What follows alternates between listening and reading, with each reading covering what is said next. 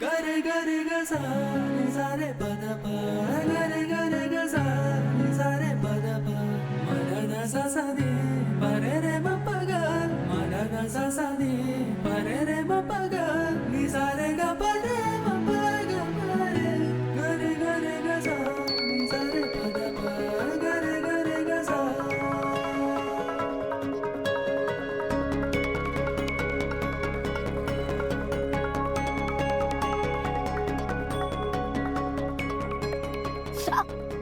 Madam काय झालं असं काय करता जरा काळजीने ना प्लीज. इंद्रजी अहो काही नाही. बघू दाखवा. काळजी घ्या ना प्लीज. ठीक आहे इतकं काही नाही तुम्ही अहो,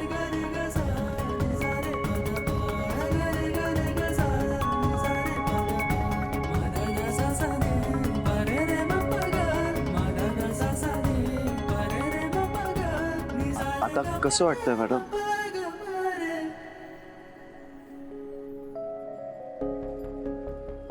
ऍटलीस्ट या निमित्ताने तरी तुम्ही तुमचा हात माझ्या हातात दिला.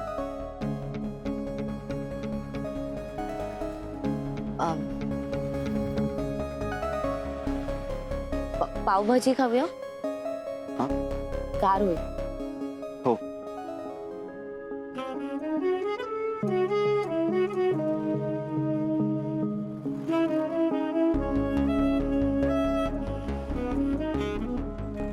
फायनली तुम्ही माझ्यासाठी पावभाजी बनवली आणि आता मी ती खातोय.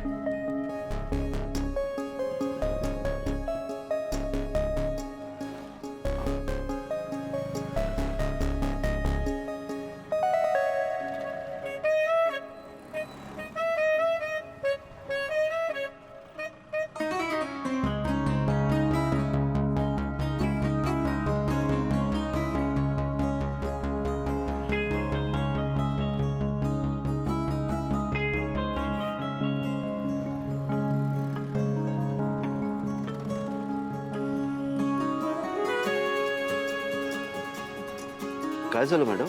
इंद्राजी माझ्या होकारानंतर तुम्हाला आणखी एक जबाबदारी स्वीकारावी लागणार. जबाबदारी? कसली जबाबदारी? नाही म्हणजे एव्हरेस्ट शिखर चढायचंय की वाळवंटात अनवाणी चालायचंय? ह्या दोन्ही गोष्टींपेक्षा पण कठीण आहे ते.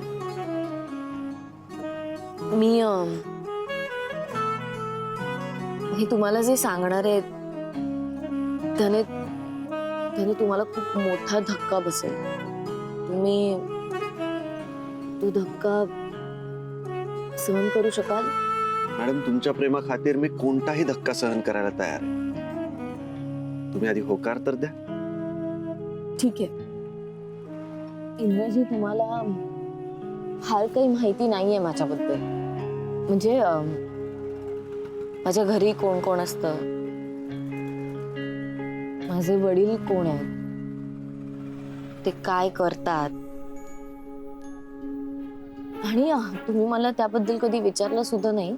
खरं सांगायचं तर मला अजिबात फरक पडत नाही मॅडम. मुळात मला त्यात इंटरेस्टच नाहीये. कारण माझ्या प्रत्येक गोष्टीची सुरुवात तुमच्यापासून होते आणि ती गोष्ट संपते पण तुमच्यापर्यंतच. नाही पण ते गरजेचं आहे. मला तुम्हाला जे सांगायचंय ते तुम्हाला माहीत असणं गरजेचं आहे. ठीक आहे. तुम्हाला जर वाटतच असेल सांगावंसं तर सांगा काय ते.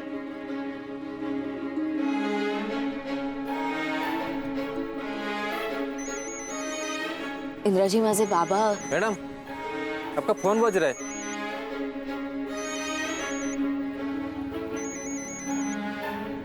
बॅग की. थँक्यू दादा.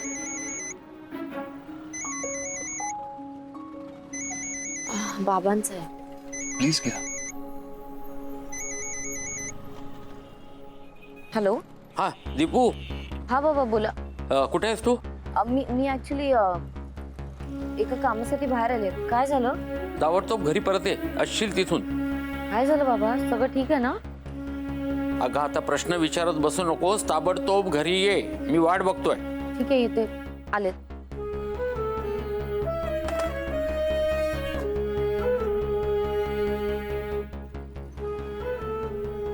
काय झालं मॅडम? काही प्रॉब्लेम? प्रॉब्लेम असं नाही, पण बाबांनी अर्जंटली घरी बोलवलंय. So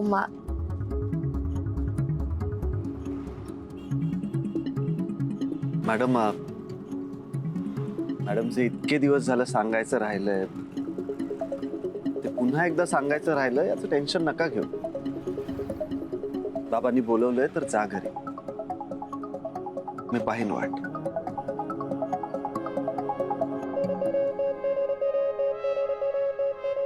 thank you. रिक्षा?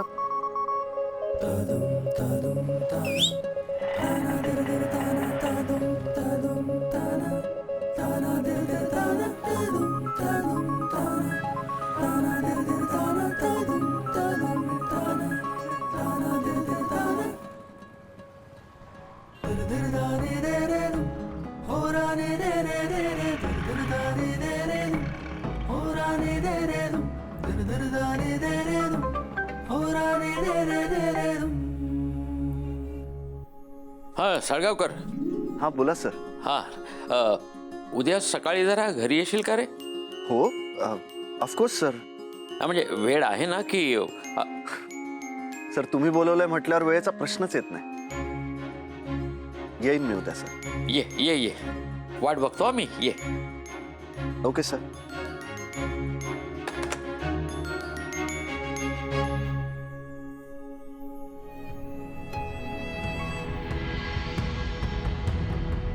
साळगावकर सारखा मुलगा ताईसाठी शोधून सापडायचा नाही.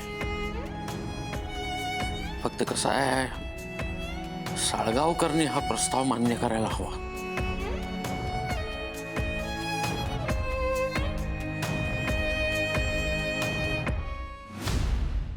हो, जे झालं ते झालं ना. आता तुमची प्रतीक्षा गेली. आमच्या नयनला का त्रास देताय? त्रास त्रास तर तुम्ही दिलाय आम्हाला. आमच्या पोरीला जाळून मारलीत तुम्ही तिला. अहो जरा हळू बोला ना. काय जाळून मारलं सारखं बोलताय? हे बघा, तिचा अपघाती मृत्यू झाला होता अशी पोलिसांनी नोंद पण केली आहे ना. मग पोलिसांमध्ये काहीही नोंद असू दे, खरं काय आहे ते तुम्हालाही माहिती आहे आणि आम्हालाही. या फॉर्मवर सही द्या. प्रतीक्षेच्या पीएफच्या रकमेतून आम्ही एक ट्रस्ट उभी करतोय. हो का? मग ते पैसे तर नयनला मिळायला हवेत ना. नयन नॉमिनी आहे. फक्त ते सगळं लुटलं तुम्ही आमच्या पोरीचं. आता हे पैसे मी तुम्हाला मिळू देणार नाही. देत नाही सही. काय करणार? आम्ही बदनामी करू तुमची, पेपरमध्ये आणि इंटरनेट सगळीकडे देऊ. आमचा पुतण्या आहे आमच्या सोबत. कोण? तो गणेश. मागच्या वेळी काय केलं त्यांनी माझं? हा, मोठा पत्रकार होता ना तो. जा, तुम्हाला जी बदनामी करायची आहे ना ती करा. जा. बघा, एक मिनिट नयन, एक मिनिट, मी समजावते त्याला. नाही, अरे वेडायस का तू? त्यांनी काही बाई लिहिलं आणि ते देशपांडेच्या नजरेला पडलं तर केवढ्यात पडेल ते? हेही गेलं आणि तेही गेलं. आणि कितीचे पैसे असणार आहेत त्या औदसेच्या पीएफ मध्ये? त्यापेक्षा आपण ना देशपांड्यांच्याकडे चांगला हात मारू. घेऊन टाकसे. मी देत आहे की नाही सही? का सांगू सगळ्यांना आम्ही? मी आमच्या मुलीला जाळून मारलात म्हणून? जरा कुठे करायची सही? इथे करा. अहो जेवायला येताना पानं वाढून तयार आहेत.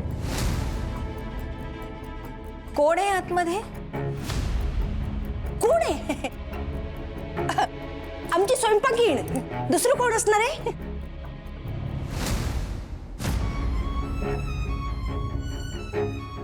ठीक आहे. आमच्या मुलीच्या चितेवर तुमच्या मुलाच्या लग्नाचा मांडव बांधलाय तुम्ही. एक लक्षात ठेवा, कधीही सुख लाभणार नाही तुम्हाला. आमचे तळतळाट लागतील तुम्हाला. आणि कसं आहे ना, कितीही झाकलं तरी दुष्कर्म लपत नाही कधी. हे लक्षात ठेवा. सही मिळाली ना? या आता निघा.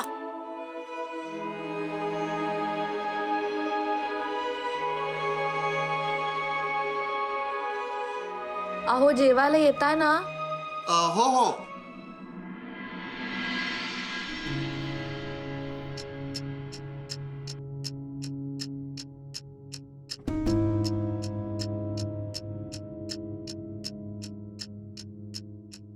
बाबा काय झालंय, बोला ना प्लीज. अगं बस ना तू, बस. मला तुझ्याशी काहीतरी महत्वाचं बोलायचं आहे. नाही मी ठीक आहे, तुम्ही बोला. दीपू, मला अगदी एक खरं सांगशील? हो. साळगावकर तुला कसं वाटतो? इंद्रजित साळगावकर.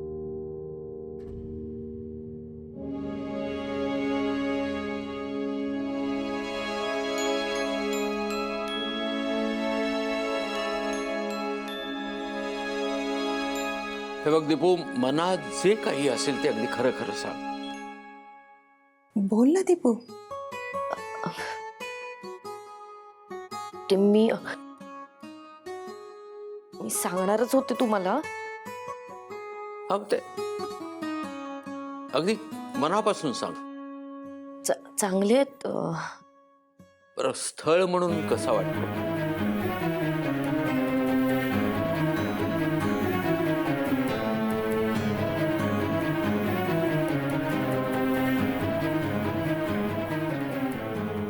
काय?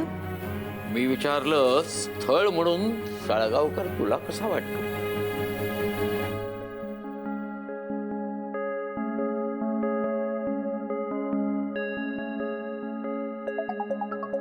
अगं दीपू, सांग ना, जे काही मनात असेल ते सांग. स्थळ म्हणून कसे वाटतात ग साळगावकर? चांगले आहेत ते.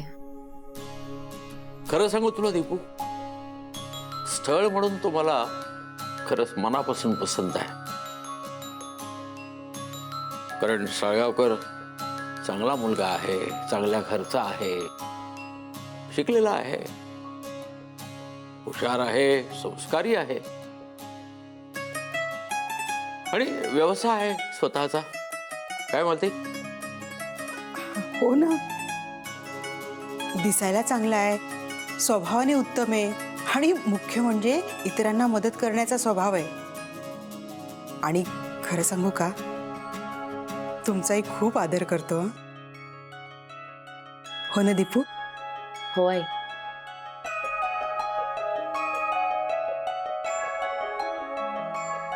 तुला पसंत आहे ना?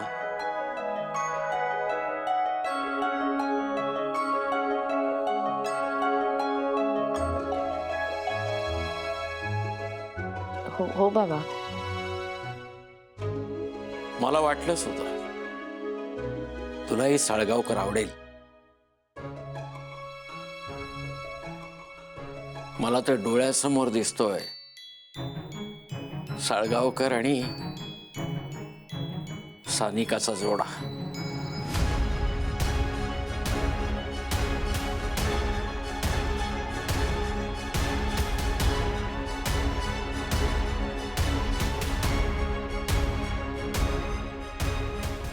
चल चल मालती, देवासमोर साखर ठेवूया.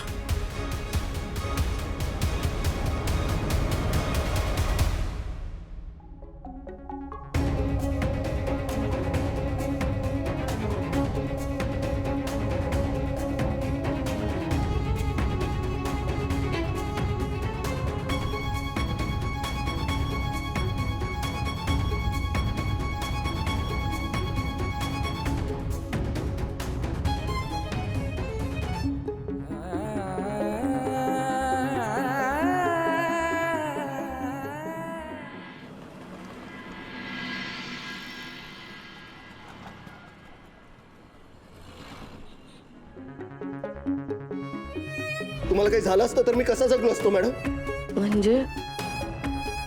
म्हणजे माझं प्रेम आहे तुमच्यावर. माझं तुमच्यावर प्रेम आहे मॅडम.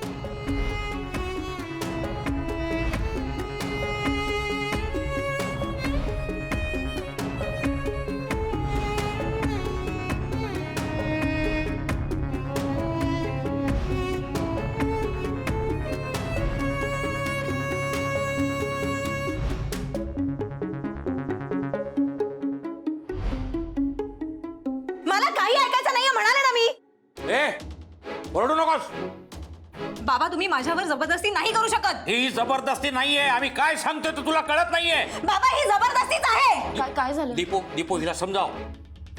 ही त्या पोराच्या प्रेमामध्ये एवढी आंधळी झालेली आहे की हिला हिच्या आई वडिलांची किंमत नाही. आमच्या इच्छेविरुद्ध त्या मुलाला त्या दिवशी ती भेटायला गेली आणि तो पोरगा त्या दिवशी घरी आला, कसा बोलत होता, कसा वागत होता. तू जर माझ्या जागी असतीस तर काय केलं असतंस? दीपूला का विचारताय? मी दीपू नाहीये. आम्हाला आमचे वेगळे विचार आहेत. आम्ही 2 वेगळ्या मुली आहोत बाबा. दीपू जे करते ते माझ्यासाठी योग्य असेल असं नाहीये ना. पण नाही, दीपू तुमची परफेक्ट मुलगी आहे ना. तुमच्या हुकुमशाहीचा मान खाली घालून स्वीकार करणारी, तुमच्या तालावर नाचणारी एक आदर्श मुलगी, जिला स्वतःची मतच नाहीयेत. तुमच्या शिस्तीच्या पलीकडे ना दीपूला काही आयुष्यच नाहीये. पण मी तशी नाहीये ना बाबा. मला माझे विचार आहेत आणि मला माझं आयुष्य कसं जगायचंय हे माहिती आहे. सानू, जास्त बोलतीयस हा तू. आई, मी बोलतीये तरी तुझ्यासारखी मन मारून नाही बसली इतके वर्ष. आई, माझा श्वास कोणतो या घरात शिस्त आणि संस्कार जपण्यात. मला स्वतःच्या अस्तित्वाची जाणीव होते कार्तिक बरोबर. आणि मी सानिका आहे बाबा, दीपिका नाहीये. मी प्रेम केलं आणि त्या सर्वांच्या समोर मान्य करायची हिंमत आहे माझ्यात. आणि तुम्ही माझी तुलना या दीपू बरोबर करताय. ही कधी प्रेमात पडली ना तर तोंड उघडून स्वतःच्या भावना व्यक्त करायची हिंमत होणार नाही हिची.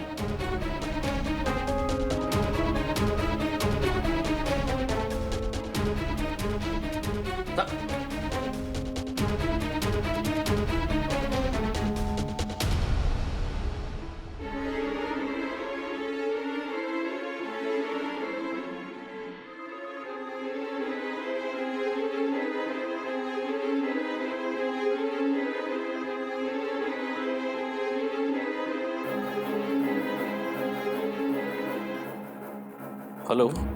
हॅलो बाबा. हा दीदी, बरं झालं फोन केला असते, नाहीतरी मी करणारच होतो. काय मला एक महत्वाचा निर्णय घ्यायचा आहे. कसला निर्णय बाबा? मी साळगावकरला आपल्या ताईसाठी मागणी घालणार आहे. काय बाबा? बाबा दीपू आहे का तिथे? हो आहे. एक मिनिट. दीपू, दीदी,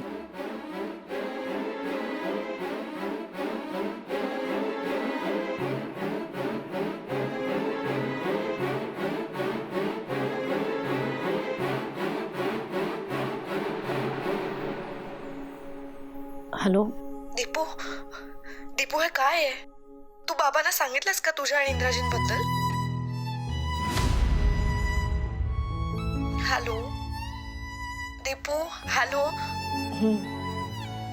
बाबा आहेत का जवळ? म्हणून बोलता येत नाहीये का?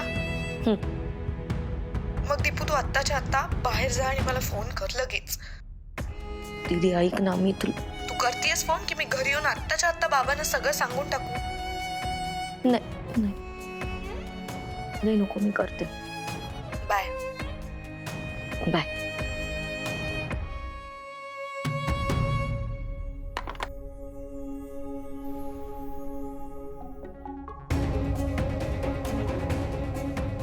बाबा मी आलेच. दीपू, उद्या साळगावकर येतोय. ताईला समजावून तिला तयार करण्याची जबाबदारी तुझी.